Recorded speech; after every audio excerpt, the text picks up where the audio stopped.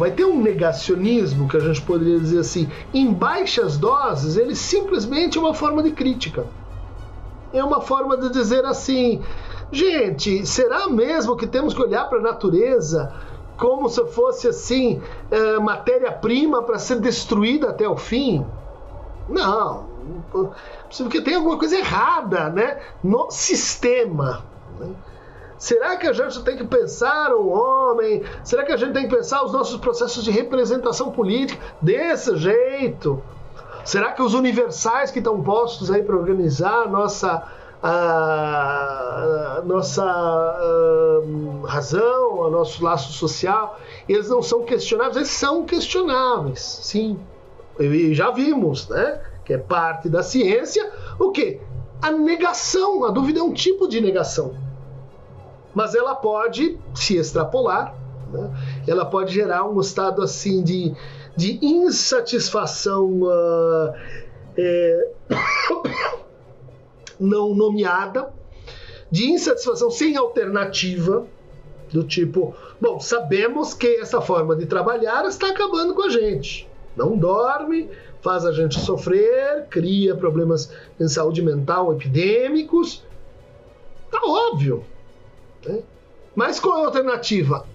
Não sabemos ainda, talvez por aqui, não, mas eu quero uma alternativa. Sabemos que, por exemplo, as mulheres estão subrepresentadas no poder. O poder que a gente diz é neutro, é vazio, ele é simbólico, ele na verdade é branco, masculino, ocidental e etc. Ou seja, tem algo que nos leva a uma insatisfação com o estado real das coisas. E aí essa pessoa ela está reconhecendo o espaço público. Ela não está dizendo, não, vou trocar isso aqui pela minha família. Ela está reconhecendo que esse processo é o que a gente de melhor inventou, a democracia, se você quiser dizer, né? Bom, mas sob certas condições ela pode fazer greve. Ela pode dizer assim, eu sei que o número de problemas é tamanho que eu quero simplesmente, e a minha relevância para transformá-los é tão pequena, que eu quero simplesmente assim, acalentar o pior. Né?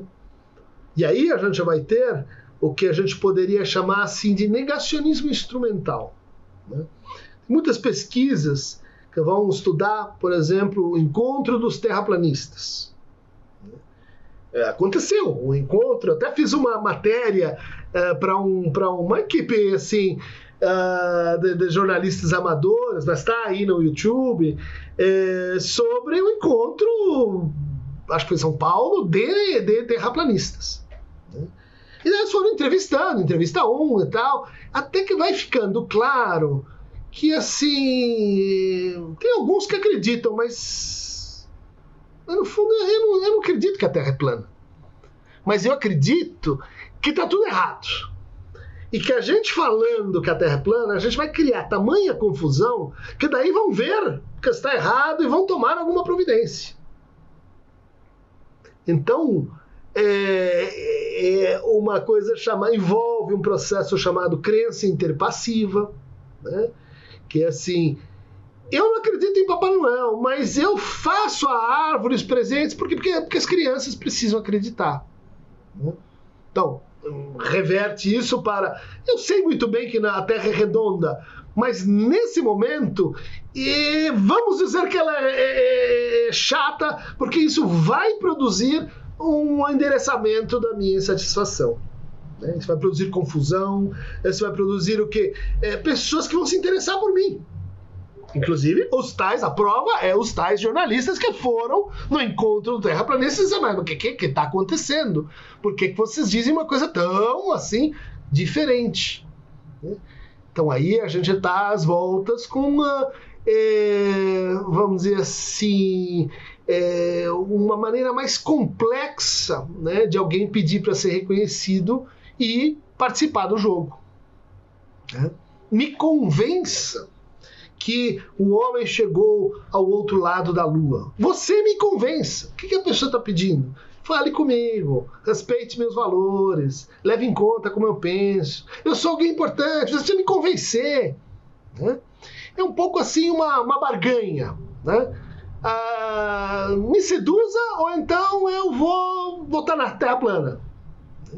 Então eu vou agir como de forma assim errática. Né? A gente vai encontrar muito disso na internet, né? Em grupos que se entendem como excluídos, tipo 4chan, né? Que teve um papel importante na eleição de Trump, tipo incels, né? Homens que acham que as mulheres estão punindo eles porque não saem com eles e jogam muito videogame e muitas vezes partem para a agressividade, se vestem de vikings ou de personagens de internet, né? É que no fundo estão dizendo assim, ninguém liga para mim mesmo, então eu vou tocar o mundo. Né? Temos aí um outro tipo de negacionista. Agora, mudando o eixo, né, não mais classificatório, né, mas entrando um pouco, já considerando essas diferenças, divergências, né, vamos pensar nos processos de reversão do negacionismo. Como é que a gente trata isso? Uma maneira que é básica, que é por onde a gente pode começar, são as agências de checagem, tipo Lupa, né? Tipo Sleeping Giants, né? Instâncias que estão agora, vamos dizer assim, se instituindo dentro de um precário marco legal em andamento para a internet, e também um refluxo, né, dessa onda, né, que ela tem um alcance já previsto, né, como relativamente limitado. Né? Inclusive pensando nessas categorias. Né? Esse negacionismo ele é composto, do ponto de vista discursivo, não apenas por fatos que são errados, falsos e não verídicos. Né? Que é como a gente poderia dizer assim, o exemplo da Terra plana ele é brutal porque ele é um fato. É um fato que você vai lá e diz não é e prova que não. Né? Mas vamos desdenhar menos das pessoas. As pessoas sabem que a verdade não é uma acumulação de fatos. E isso, infelizmente, acaba respingando numa certa crítica à ciência institucional que se assim, obsessionou com evidências. Né? Como se a ciência fosse apenas evidências. Evidências são importantíssimas, você não pode negar evidências. Né? Mas a ciência é mais do que o empilhamento de evidências. Né? Como, aliás, uma propaganda muito legal, que serve para ilustrar isso, né? Você pode contar uma mentira dizendo muitas verdades. Né? Lembram dessa uma peça de propaganda de um jornal, né, que dizia: este homem levantou um país, este homem tirou as pessoas da miséria, este homem uniu um país, este homem... Você diz, puxa, uma série de fatos importantes, olha só o que ele fez. Este homem chama-se Adolf Hitler. Mas os fatos, eles operam junto com relações entre fatos. Né? Os fatos operam a partir de o que a gente poderia, e hoje vem discutindo, né, chamar de, assim, registros ontológicos. Ou seja, em que gramática de mundo você vive? Né? A gente tende a achar que estamos todos na mesma. Talvez não seja assim. Né? Existem povos, existem populações, existem pessoas e estados de pessoas, né, que não estão, vamos dizer assim, subordinados ao que a gente poderia chamar de naturalismo. Né? Tem funcionamentos grupais, individuais, que eu estou me baseando numa classificação de um antropólogo chamado Descolat, né? Um francês, mas também adotada pelo nosso antropólogo Vieira de Castro, né? Você tem o naturalismo, ele é muito importante, mas ele não é universal, né? Ele não é a única forma da gente ler e produzir verdade, né? A gente tem o animismo, a gente tem o totemismo, a gente tem o analogismo, né? Que são outros modos de ser, de estar no mundo, né? Então aí a gente vai olhar para um capítulo chamado Novos Evangélicos no Brasil. Vai dizer, o que tem no neopentecostalismo de resultado, na teoria dispensacionalista, que de repente criou uma espécie de mutação. Não é uma religião como outras, ou pelo menos não é uma religião que mantém uma certa separação com o Estado, né? Ou que mantém uma certa o quê? Olha, você vai para lá, tudo bem, respeito à ciência, eu faço religião. Não, é um discurso que diz assim, na verdade a ciência tem que se subordinar ao criacionismo, por exemplo. Opa, mas de onde está vindo isso? Isso está vindo de uma experiência de mundo que a gente associa com o totemismo, né? Pai mandou, a gente obedece. O pai está acima de tudo. Não é a razão, não é a ciência.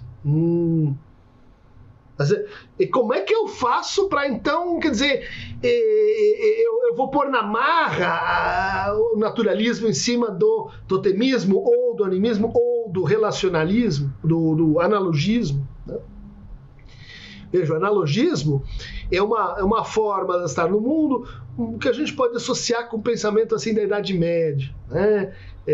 Do pensamento em que o mundo, nós estamos numa espécie de relação permanente de influência, né? De lugares que geram coisas. Um exemplo, talvez assim um pouco redutivo do analogismo é a astrologia, né? Você tem uma analogia entre o movimento dos planetas e o que acontece na sua vida, e aquilo vai gerando um código, isso vai gerando uma conversa, e não estou defendendo nem derrogando, mas dizendo que vamos imaginar, e que sabemos que tem pessoas que levam a sua vida pelos astros, né? O que vai acontecer hoje? Leem o jornal, elas estão toda hora fazendo os mapas e etc. Onde esta pessoa vive? Né? Quem é esta pessoa? E é possível que negacionismos, né, sejam ativados no confronto ou na tentativa de invasão ou no desconhecimento das formas de mundo diversas que estamos aí pondo em contato, pondo em aproximação, pondo em que nunca tiveram, né? Quer dizer, formas animistas asiáticas muito raras, de repente elas têm uma expressão na internet, né? Como é que a gente explica assim? Nesse momento surge uma coisa como ISIS, né? Vamos voltar ao que era o movimento islâmico anterior ao século XII. De onde vem isso? Bom, estava lá, pequeno grupo, conseguiu-se um suporte de veiculação e começa a criar laços, né? Então, o negacionismo ele não se combate apenas com fatos, né? Ele se combate com o reconhecimento de com quem você está falando. Ele se combate com vou escutar esta pessoa na sua narrativa mais completa. E não apenas um sinal, 2 sinais, 3 sinais, está fora do jogo, né? Eu vou precisar escutar essa pessoa no contexto de separação diagnóstica. Que tipo de negacionismo eu estou enfrentando aqui? Tem que escutar essa pessoa num contexto de olha, existe uma discussão política, né, que subjaz a esse confronto.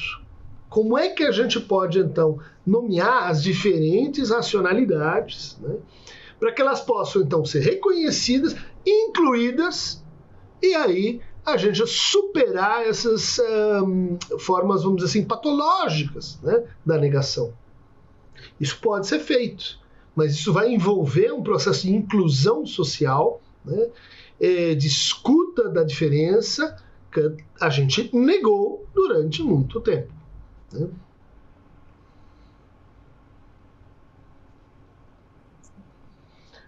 Tem uma perguntinha. Fala. Ele se esgota, a dinâmica negacionista de um grupo ou até de uma pessoa. Será que em algum momento, pelo confronto negacionismo e realidade, ou negacionismo e outras realidades que começam a se impor, ele chega num ponto de esgotamento, onde ele não pode ser mais alimentado? Boa pergunta, porque alguns negacionismos sim, né? Aquele negacionista que ele precisa do que a gente chama de confirmação autoperformativa. Que é mais ou menos assim. Posso usar o seu exemplo, né? Pessoas que usam óculos redondos, de aros escuros, elas sempre me deram azar na vida. Toda entrevista que eu faço, que tem uma pessoa desse tipo, e eu já sei que ela vai me prejudicar no fim. Então eu tenho tanta certeza disso, que ela vai editar mal, que ela vai me pôr lá no fundo. E daí, ó, quando eu falo, ela ri, olha só, é o sinal de que é a verdade, olha, ela tá entregando a coisa, né? Ela se agita, ela sai da sua posição. Isso só pode ser a confirmação de que é realmente, né? Deve ser algum complô com a firma de óculos, que quando eu era pequeno eu não gostava de óculos, mas hoje eu tenho certeza que isso está acontecendo. Então, para me defender de você, e eu vou te chamar de uma pessoa muito chata, muito incapaz, muito horrível e etc. Você vai fazer o que comigo? Dizer que eu sou idiota. E quando você disser que eu sou idiota, o que eu vou pensar? Ahá, tá vendo? Tá vendo como essa turma dos óculos redondos está contra mim? Eu tô confirmando, né, pela minha prática persecutória, né, eu tô te tratando mal, né, e você percebe isso, daí você me trata mal de volta, e daí eu digo, haha, o meu negacionismo, a minha paranoia, você confirma, né? Esse tipo de negacionista, ele precisa do outro. Por isso que a gente não entende. Amigo, eu tô aqui no meu Twitter falando com a minha turma, você vem dar uma de hater, que você vai pra lá? Não, eu quero ir lá. Eu quero encher a sua paciência, porque eu preciso de você. Eu preciso de você para existir, né, enquanto participante da teoria da revolta contra os óculos redondos. Né? Quando você se afasta, quando eu não tenho mais você, eu vou assim me pacificando, né? Eu vou, ou então eu vou variar a minha narrativa. Não são só aqueles. Agora eu descobri qual que é o problema. Não são só os óculos redondos, os carecas também. Os jornalistas carecas que andam por aí, quando não é um, é outro. Quando não é um, é outro. E daí você vai para cima do infeliz e fica procurando inimigos. A gente vê isso, né, como prática retórica política. Né? Eu preciso de inimigos. E são inimigos que eu tenho que escolher, não pode ser o vírus. Tem que ser a China, o morcego, os alemães, os que não querem entregar, os russos. E aí você vai produzindo e deslocando os seus inimigos. Né? Mas, no sentido mais básico, cada vez que você desloca, você vai perdendo um pouco de força. Porque junto com você, nem todo mundo vai vir e vai aceitar que são os óculos redondos, os carecas, os cabelos brancos, também as velhinhas, os gatos pretos. Não, né? Não. Você tem uma certa elasticidade para a paranoia benigna, né? você começa a desconfiar, você começa a agir assim um pouco mais criticamente. O segundo problema, ou segunda circunstância, né, na tua pergunta, é que assim existem afetos que são mobilizados para a gente negar, né? Tipo, eu vou me aliar com você para a gente falar mal dos santistas, porque nós somos palmeirenses, né? Então a gente já tá junto para odiar. O ódio é um afeto que cansa. Chega uma hora, você diz, não, mas o campeonato já acabou, eu quero sentir outras coisas também. E é difícil a gente manter por longos períodos, né, um laço baseado na expulsão, né, na crítica do outro. Porque o que vai acontecer quando a gente ganha? Né? Opa, agora excluir todos. Começa a haver um movimento de sissiparição grupal. Né? Que é assim, os inimigos, eles não estão só lá fora. Já ouviu falar em Stalin? E elas estão aqui dentro. Né? E elas estão no ministro que me trai, elas estão naquela que eu não posso confiar, os óculos redondos, eu sabia desde o começo, eles não estavam mesmo comigo, eles estavam aqui para exercer uma traição. Então a coisa se implode pela sua própria lógica. Né? Dali a pouco você tem dois grupos brigando entre si, e quanto mais parecidos, mais brigam, e daí 3 grupos e 4 grupos, e até que você vai encontrar o estado de dispersão normal desse tipo de coisa. Né? Porque o que não é normal não é a existência disso, é que isso tenha se unificado, né? Que isso tenha sido assim orquestrado no sentido de todos juntos, né? Os Cavaleiros do Zodíaco, os Interplanetários da Lua, QAnon, crianças e pedófilos, todos eles juntos numa espécie de mesmo ritmo, mesma frequência. Isso foi uma convulsão que eu acho que tem indício de que está diminuindo.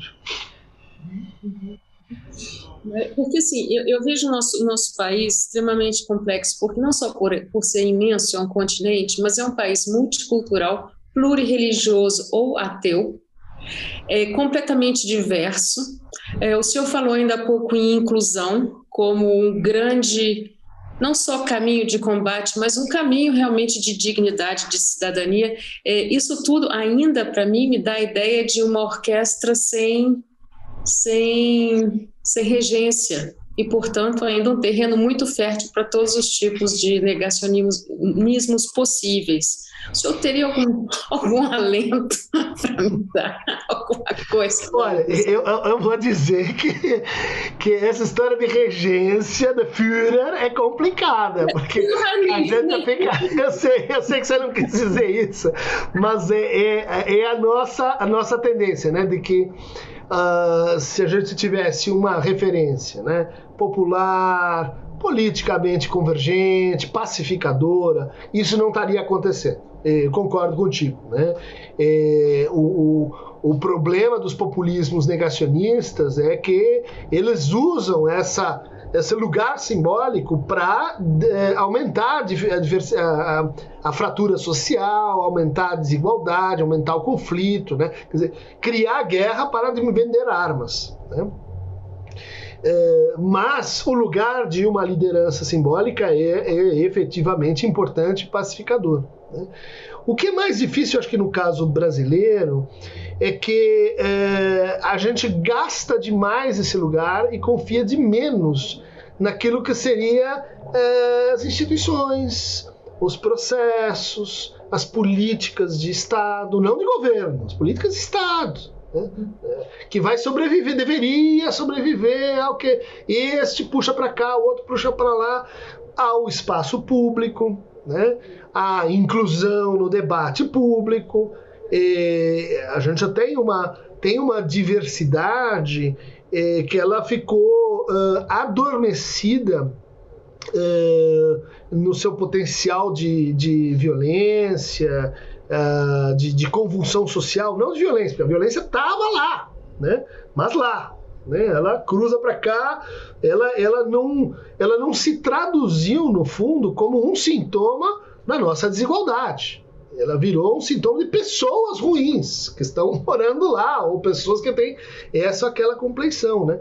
A gente não olhou ainda para o Brasil dentro da sua diversidade, entendendo que ou a gente trata a diferença com cuidado, com carinho, com escuta, ou a gente coloca ela como um problema, ou ela vai nos destruir a todos, né? Isso seria muito importante de ser feito, né? Uma espécie de consenso, né? De quem são nossos inimigos, né? Agora, mudando um pouco o estatuto do inimigo, porque para o negacionista, o inimigo é uma pessoa, né?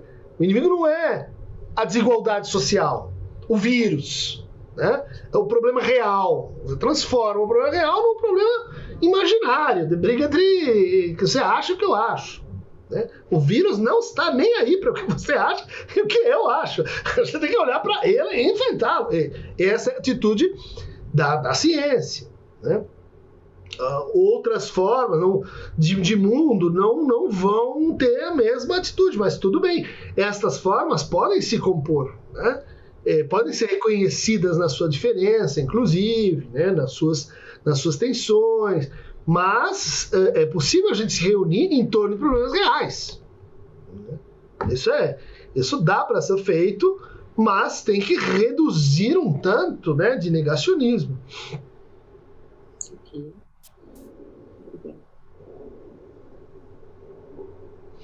É o que o Freud dizia, assim, que a tarefa da psicanálise é substituir o sofrimento neurótico, né, que é um sofrimento, vamos dizer assim, lunático, com ele mesmo, com suas fantasias, com suas memórias, pela miséria banal real.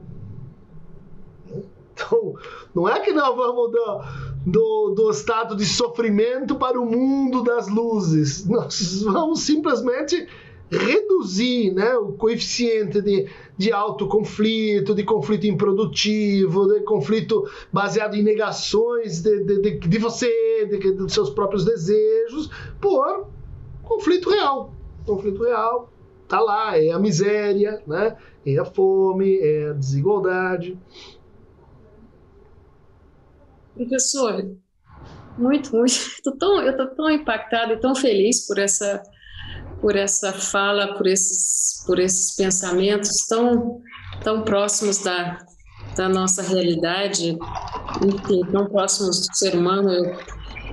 Eu não tenho mais perguntas, eu tenho um profundo agradecimento pela sua presença, por o senhor ter concordado em participar do nosso projeto e ter falado com tanta propriedade e tanto afeto.